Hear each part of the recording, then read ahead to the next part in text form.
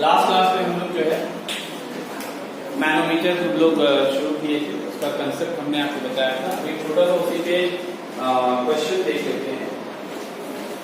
ये एक U shape, in fact U shape ना हो, एक क्यूब है।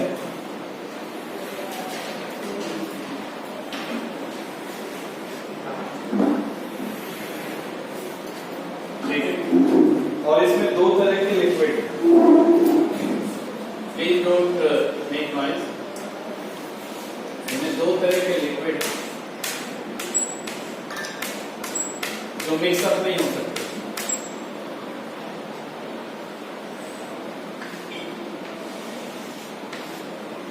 ठीक है,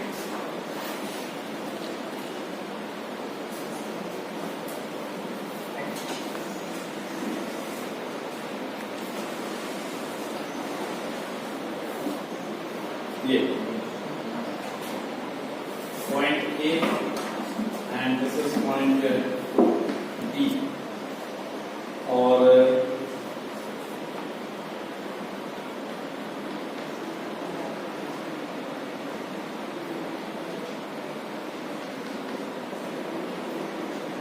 this height is given h and this height is given capital H। ये जो लिक्विड है इसकी डेंसिटी ρ2 है, और ये जो लिक्विड है इसकी डेंसिटी ρ1। ठीक है, you have to find capital H। You have to find capital H in the terms of ρ1, ρ2 and small h. You have to find capital H in the terms of ρ2, ρ1 and small h. तो हम जो है इस पे मतलब नाम दे दें, तो दिस इज A, इस पॉइंट पे नाम दे देते हैं B, and over here C. Now pressure at B will be equal to pressure at C. ठीक है, कोई दिक्कत? Pressure at B is equal to pressure at C. Pressure at B को आप क्या लिख सकते हो? Pressure at A plus H ρ1 into G, pressure due to this much power, is equal to pressure at C आप क्या लिख सकते हो? That is pressure at B plus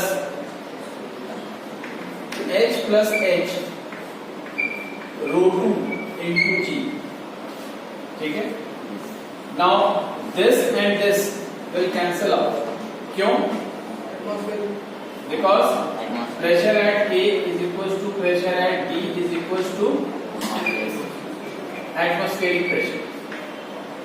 अब आपके पास जो भी बचा है, that means H ρ1 G is equal to H plus H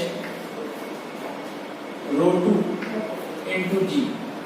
ठीक है, आप इसकी मदद से जो है कैपिटल H निकाल सकते हो। निकाल सकते हो कि नहीं निकाल सकते? तो आप निकालिए and you will get this answer. This will be the answer. Capital H is equal to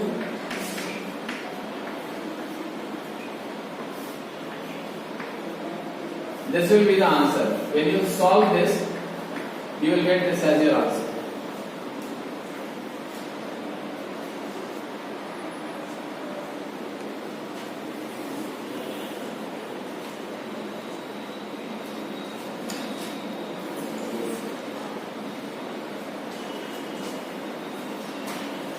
आ गया सभी का? Now, give the next heading. Modified manometric equation. Modified manometric equation. इसमें क्या है कि अभी तक आपने जो मैनोमीटर पढ़ा उसमें क्या था कि मैनोमीटर जो था वो रेस्ट में, ठीक है, बट अगर हम सिस्टम को अगर हम एक्सेलरेशन दे दें, ठीक है, अगर हम सिस्टम को एक्सेलरेशन दे दें तो क्या होगा? जैसे कि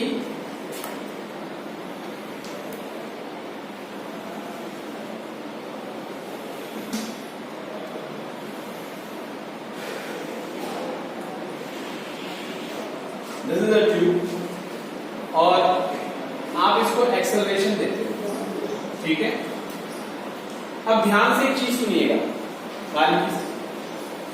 जब आपने इसमें कोई एक्सेलरेशन नहीं है उस वक्त जो इसमें लिक्विड है उसका लेवल ये है, दोनों ही लिम्स में लेवल क्या होगा, सेम होगा। अब जैसे ही आप एक्सेलरेशन दोगे क्या होगा, यहां पे जो है लेवल राइज कर जाए। ठीक है, ये चीज आप घर पे ऑब्जर्व कर सकते हो। ठीक है, डे टू डे लाइफ में ऐसा कई बार जो है आपने इस चीज को देखा होगा।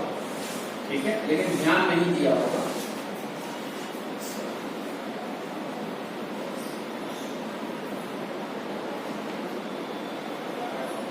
इसमें लेवल राइज हो जाएगा और इसमें लेवल डिक्रीज हो जाएगा।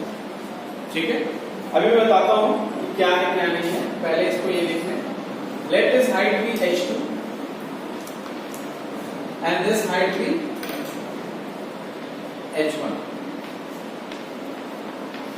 ठीक है, तो यहां पे इक्वेशन आप कैसे लिखोगे? सबसे पहले तो ये समझिए कि हमने इसको इधर एक्सेलरेट किया तो ये इधर भागा, ऐसा क्यों?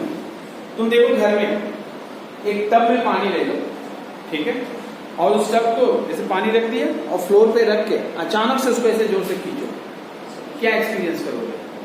आप देखते हैं पानी ऐसे हिलकोरा खाने लगता है, लेकिन वो तो बात की बात है। लेकिन फर्स्ट जो इंस्टेंटेनियसली पानी के ऊपर क्या पड़ रहा है, वो पीछे की तरफ जा रहा है। एक्चुअली क्या है कि यहाँ पर सूडो फोर्स वाला समझिए क्या होगा। आपने एक्सेलरेशन किसको दिया है? कंटेनर को दिया है। ठीक है, आपने एक्सेलरेशन किसको दिया है? कंटेनर। कंटेनर में लिक्विड है, वो लिक्विड एक्सेलरेशन किस डायरेक्शन में एक्सपीरियंस करेगा? पीछे की तरफ। तो पानी पीछे की तरफ जाता है। अब वो तो बाद में हिलकोरे इसलिए खाने लगता है क्योंकि इधर वॉल्स ऑफ द कंटेनर है, उससे टकराता है तो रिबाउंड होता है, तो ये चीज होता है। वो तो बात की बात है। लेकिन अगर वो वॉल नहीं होता तो पानी पीछे की तरफ ही भागता है। इसी वजह से यहाँ पे ये राइज हुआ। अब इस केस में मोनोमेट्रिक इक्वेशन कैसे हम लगाते हैं? ठीक है, आपने पहले पढ़ा है, इसके पहले जो मोनोमेट्रिक इक्वेशन पढ़ा उसमें एक चीज तो आपने साफ देखा होगा कि अगर हम किसी पॉइंट से नीचे की तरफ आते हैं तो प्रेशर क्या होता है? इंक्रीज होता है, यानी प्लस। और अगर आप डेप्थ से ऊंचाई की तरफ जा रहे हैं तो प्रेशर क्या होगा?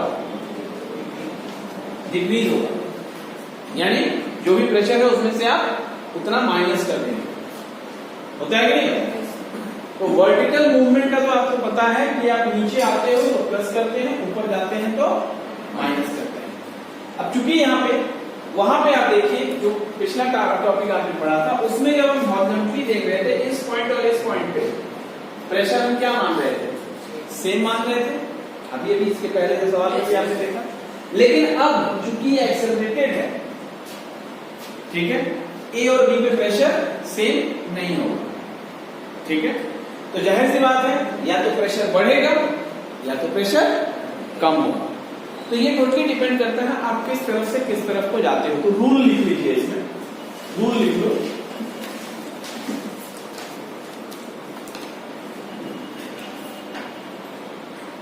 When the acceleration is applied horizontally, when the acceleration is applied horizontally, pressure doesn't remain constant.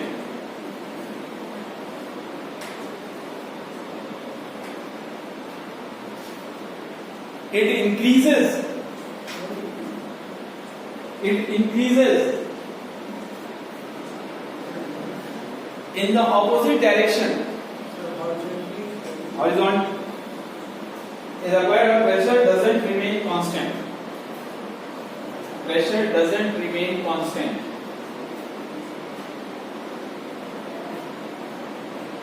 It increases in the opposite direction of acceleration. It increases in the opposite direction of acceleration and decreases in the direction of acceleration. ठीक है, इसको ऐसे समझो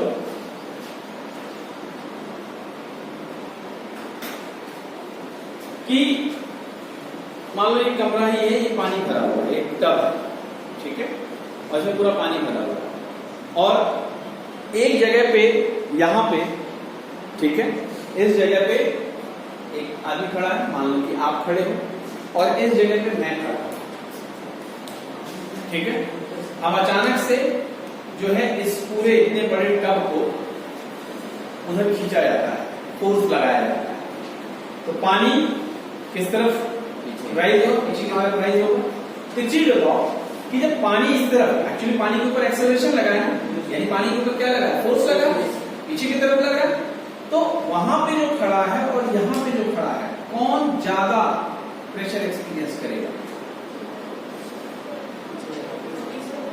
यहां जो होगा वो ज्यादा है। तो इसीलिए आपको देखो इसमें क्या कहा गया है कि it increases when we move opposite to the direction of acceleration. तो एक्सेलरेशन का डायरेक्शन ये है, तो अगर आप यहां पे खड़े हो और आप यहां से यहां पे आ रहे हो, जाहिर सी बात है आपको प्रेशर ज्यादा महसूस होगा। प्रेशर ज्यादा महसूस होगा, इंक्रीज हो रहा है, दैट मीन्स ऐड करेंगे, और यहां से अगर वहां का सोचे तो वहां कम हो रहा है, अगर हम यहां से मूव करके वहां चले जाएं तो मेरे ऊपर जो प्रेशर लग रहा है वो प्रेशर क्या हो जाएगा, डिक्रीज हो जाएगा। तो when we are moving in the direction of acceleration, यानी हम यहां से यहां जा रहे हैं, तो प्रेशर डिक्रीज हो रहा है, that means I am going to subtract. बात समझ में? वही चीज आपने लिखा है। अब इस इक्वेशन को लिखने का तरीका देख लो। You can start from any point, यहां से भी शुरू कर सकते हो और यहां से भी शुरू कर सकते हो, ठीक है। You will get the same result, हम दोनों लिखेंगे, ठीक है। Suppose I am starting from A, तो यहां पे प्रेशर क्या है, पीए, फिर आप क्या हो रहा है, नीचे आ रहे हो तो इंक्रीज हो रहा है, plus H2 rho ji, rho is the density, ठीक है। अब आप यहां से यहां जा रहे हो, भाई यहां तक आ गए थे, अब आप यहां से यहां जा रहे हो, तो यहां से यहां जा रहे हो, that means you are moving in the direction of acceleration, that means pressure decrease होगा। सो सबट्रैक्ट, माइनस, मान लो कि ये लेंथ जो है L दिया हुआ है, तो H की जगह L, रो और G नहीं, हॉरिजॉन्टली है तो A, ठीक है। फिर आप यहां पहुंच गए, अब यहां से आप ऊपर जा रहे हो, तो ऊपर जा रहे हो तो प्रेशर क्या होगा, डिक्रीज होगा। तो once again minus H1 rho G is equals to pressure at D, ठीक है। उल्टे तरफ से देखो, अगर आप यहां से चलते हो और ऐसे आते हो, तो pressure at D plus H1 rho G, अब आपका डायरेक्शन क्या हो गया, ऑपोजिट, तो ऐड होगा, L रो A, ऊपर जा रहे हो, minus H2 rho G is equals to pressure at A। आगे आप देखो दोनों सेम है, दोनों सेम है भाई। इसको हम इधर ट्रांसपोज कर दें तो प्लस हो जाएगा, इसको इधर ट्रांसपोज करना है ये माइनस हो जाएगा, इसको इधर ट्रांसपोज करना है ये माइनस हो जाएगा, तो सेम थिंग है। तो ये है मतलब मॉडिफाइड फॉर्म। मॉडिफाइड फॉर्म में क्या है कि हम एक्सेलरेशन को भी, हॉरिजॉन्टल एक्सेलरेशन को भी कंसिडर कर रहे हैं, ठीक है। अब इसी पे बेस्ड एक छोटा सा क्वेश्चन भी हम लोग देख लेंगे।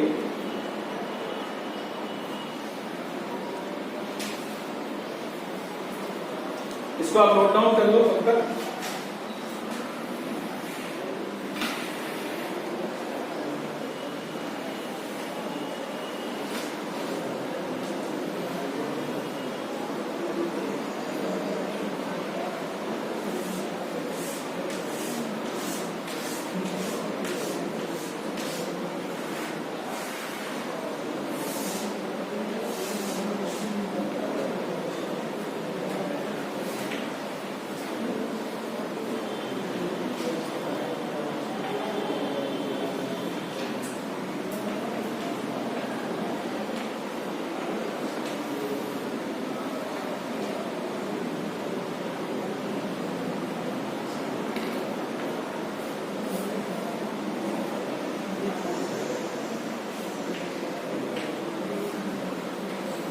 This is the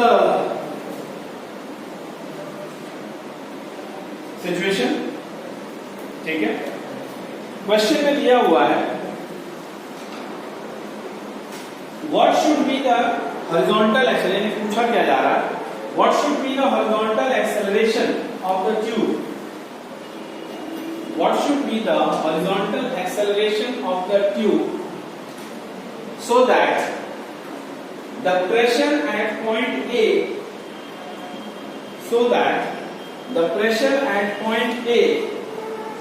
becomes atmospheric।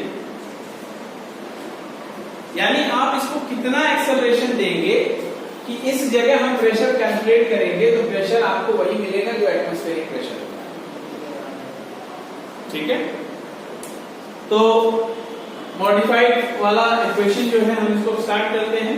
So we start from here, pressure at B, हम नीचे आते हैं, प्लस एच रो जी, फिर हम इधर से इधर जाते हैं, तो I am moving in the direction of acceleration, तो माइनस होगा, minus L rho A is equal to pressure at A.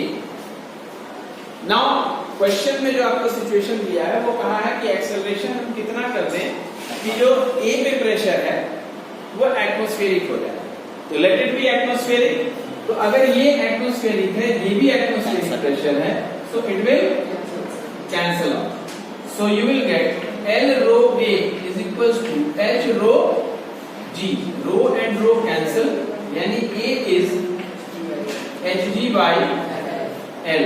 So this is the acceleration which you will give to the system so that over here the pressure becomes atmospheric, ठीक है।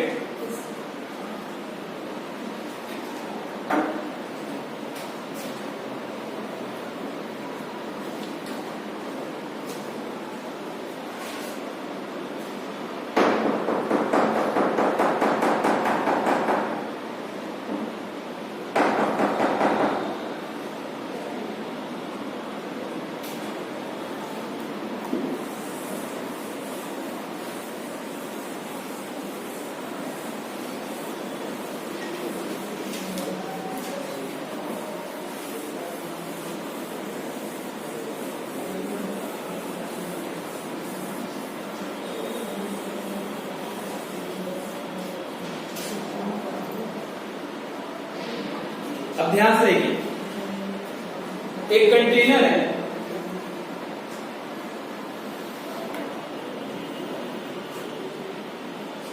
इसमें पानी, okay, liquid is there in this,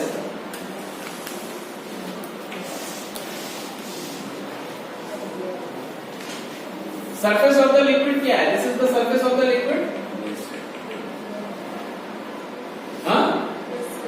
surface of the liquid क्या होता है, it is horizontal to the plane, या फिर आप कह सकते हो कि it is parallel to the ground, ठीक है ना। दूसरा चीज आप देखिए कि एक्सेलरेशन ड्यू टू ग्रेविटी कैसे एक्ट कर रहा है, downward,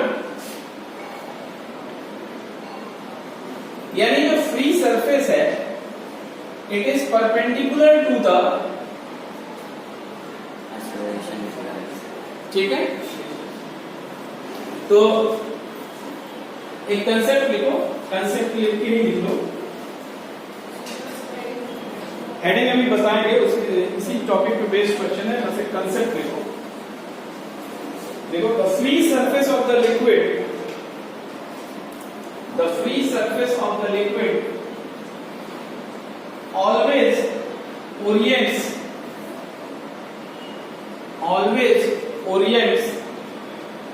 itself,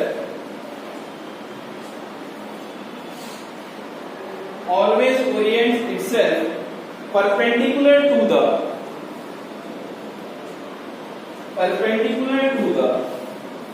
net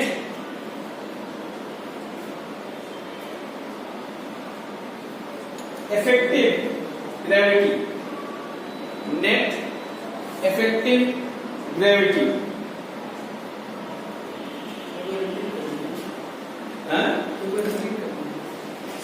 The free surface of the liquid always orients itself perpendicular to the net effective EFF, ठीक है ना, नेट इफेक्टिव ग्रेविटी, ठीक है, ये पहला कंसेप्ट था जो आपको ध्यान रखना है।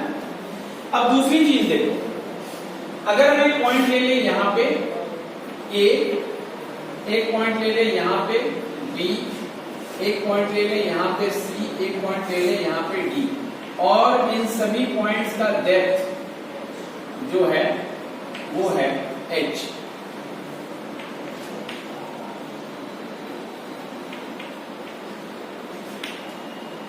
तो हर जगह प्रेशर सेम होगा, इसमें तो कोई शक नहीं है, ठीक है। तो अगर हम एक लाइन ड्रॉ कर लें ऐसे, या एक प्लेन इमेजिन कर लें, तो हमको क्या देखने को मिलता है कि ये जो प्लेन है it is parallel to this plane, हाँ, और ये प्लेन क्या है, फ्री सरफेस, ठीक है। तो यानी फ्री सरफेस के पैरेलल अगर कोई भी सरफेस लिया जाए, फ्री सरफेस के पैरेलल अगर कोई भी सरफेस लिया जाए, तो उस सरफेस पे अगर कहीं पे भी कोई पॉइंट आप लेते हैं तो उन पॉइंट्स पे प्रेशर क्या होगा, सेम रहेगा। इस पॉइंट को भी नोट कर लो, देखो, pressure at every point, pressure at every point in a liquid layer, pressure at every point in a liquid layer parallel to the free surface, parallel to the free surface remains same, remains same, ठीक है। अब इन्हीं topics की मदद से हम लोग जो है डिफरेंट केसेस देखेंगे, इस कंटेनर के ऊपर एक्सेलरेशन लगाएंगे, वर्टिकली अपवर्ड एक्सेलरेशन लगाएंगे, वर्टिकली डाउनवर्ड एक्सेलरेशन लगाएंगे, हॉरिजॉन्टल एक्सेलरेशन लगाएंगे, एट अ पर्टिकुलर एंगल यानी ऑब्लिक ये पे एक्सेलरेशन लगाएंगे, और चीजों को लगा के देखेंगे कि ये ओरिएंटेशन इसकी क्या होती है, सरफेस की, टॉप सरफेस की ओरिएंटेशन क्या होती है, और प्रेशर किसी पर्टिकुलर लेयर पे क्या प्रेशर होगा, फार्मूला। जैसे स्ट्रेट फॉरवर्ड कंडीशन में तो एच रो जी हो जाता है, लेकिन जब एक्सेलरेशन उस पर हम लगा देते हैं तो उस वक्त क्या प्रेशर होगा, क्या फार्मूला होना चाहिए, इन सारी चीजों का डिस्कशन हम लोग अगले टॉपिक में डिटेल में करेंगे, ठीक है। ये कंटेनर है, इसमें लिक्विड था, लेकिन हमने क्या किया, इसको एक एक्सेलरेशन दिया। इनिशियली लिक्विड ये लेवल, लेकिन जैसे ही हमने एक्सेलरेशन दिया लिक्विड का लेयर ऐसे हो गया, ठीक है। यानी ओरिएंटेशन जो है it is of angle theta. Original condition में G was acting like this, और लिक्विड जो है it is experiencing an acceleration A, ठीक है। What will be the effective, दोनों वेक्टर क्वांटिटी है, तो G effective, this is G effective, this is the angle theta, ये थीटा है तो ये भी थीटा है, दिस इज G इफेक्टिव। और अकॉर्डिंग टू द कंसेप्ट जो सरफेस होता है हमेशा G इफेक्टिव के परपेंडिकुलर होता है, ठीक, ओके। अब ओरिएंटेशन कितने का है, ओरिएंटेशन एंगल थीटा का है, तो tan थीटा क्या हो जाएगा यहाँ, देखो, दिस अपॉन दिस यानी perpendicular upon base, perpendicular is A and base is G, so tan theta is A by G, ठीक है, ओरिएंटेशन एंगल। अब देखो एक चीज और, इसी में देखो, मान लो कि अगर हम यहाँ पे एक पैरेलल लेयर बनाते हैं ऐसे, अगर हम कंसीडर करें तो इस लेयर पे यानी इस सरफेस पे अगर हम 3 पॉइंट ले लें, मान लो यहाँ पे A, यहाँ पे B और यहाँ पे C, इन तीनों जगहों पे प्रेशर क्या होगा? सेम होगा, क्योंकि आपको शुरुआत में बताया था हमें कि जो फ्री सरफेस है उसके पैरेलल सरफेस पे हमेशा प्रेशर क्या होगा? सेम रहेगा। ठीक है, बात समझ में आ गया? इसको नोट कर लीजिए।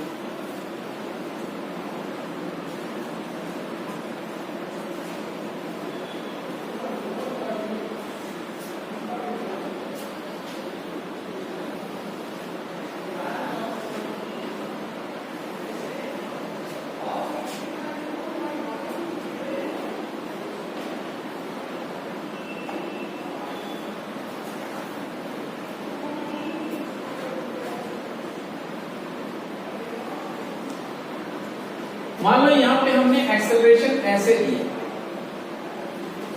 हॉरिजॉन्टल एक्सेलरेशन नहीं दिया, एक्सल एंगल। तो this is having two components as we all know, this is ax and this is ay।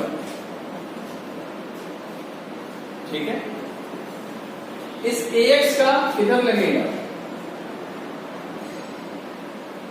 ये, और ay ऊपर की तरफ है तो नीचे की तरफ एक्ट करेगा along this direction, this will be ay। तो इसका जो g इफेक्टिव होगा वो किधर होगा? ये होगा कि नहीं होगा? and g effective will be resultant of this and sum of this। now this is angle theta, तो ये भी एंगल थीटा होगा ज्योमेट्रिकली, और यहां पे ओरिएंटेशन एंगल कैसे लिखेगा? Once again perpendicular upon base. तो परपेंडिकुलर क्या है? ax, और बेस क्या है? ay plus g। so this is the angle of orientation।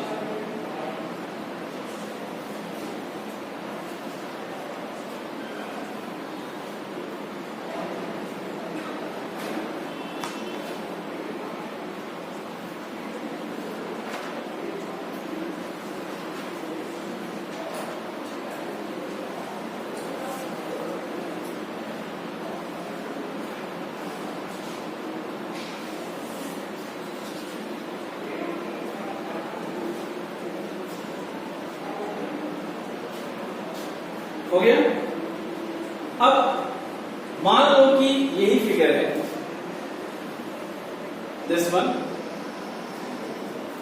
और इसमें हम कहें कि एक पॉइंट ले, पॉइंट x, और हम कहें कि इस पॉइंट x पे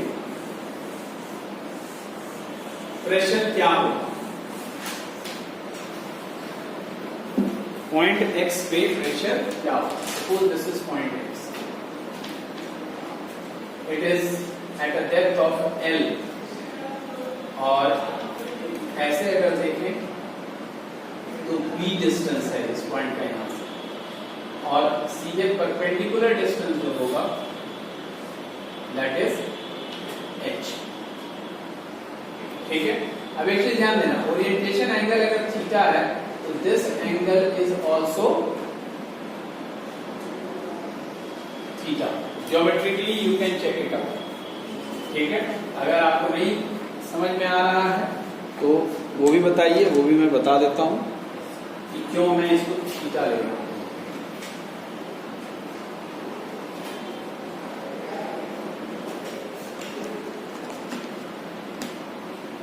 देखो सिचुएशन कुछ ये है,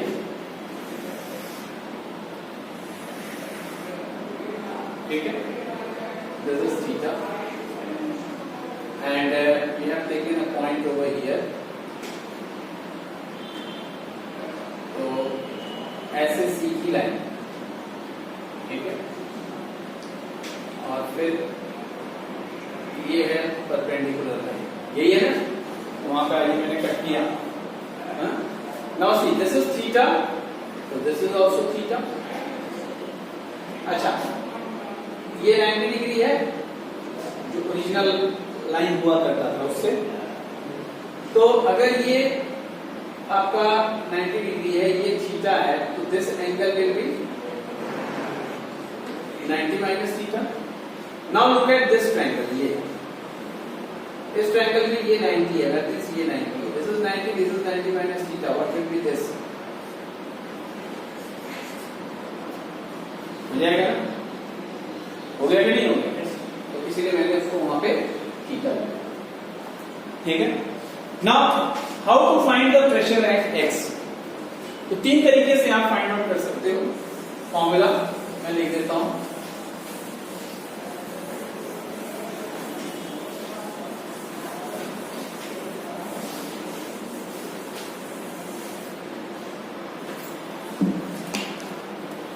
ठीक है। प्रेशर एट x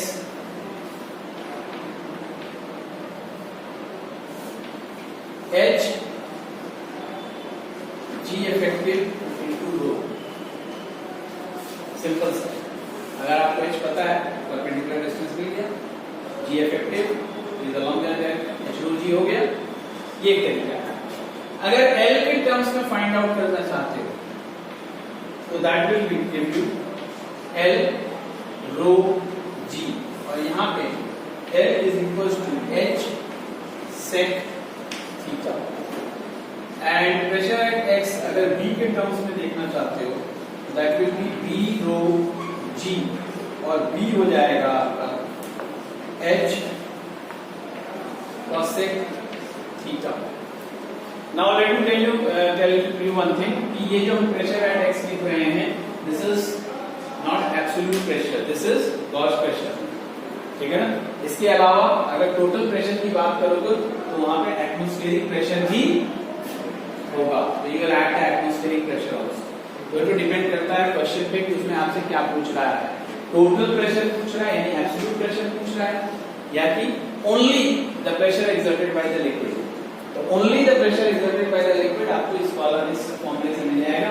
आप इसको बैठा के देख लीजिएगा, L को H sec थीटा और ये इस फॉर्मूले से आपको यहाँ पे कैलकुलेट करना है। एंड वन मोर थिंग, ये एक्सेलरेटेड है, ध्यान रखना इस चीज।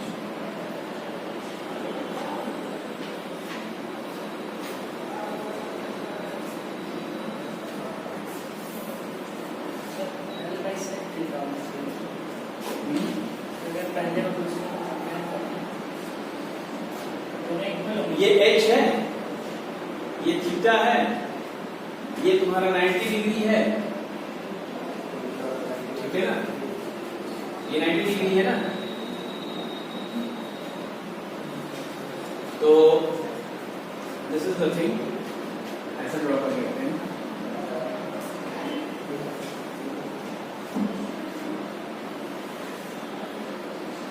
This is L, this is 90, ठीक है, this is theta and this is H। तो सेक थीटा क्या हो जा रहा है?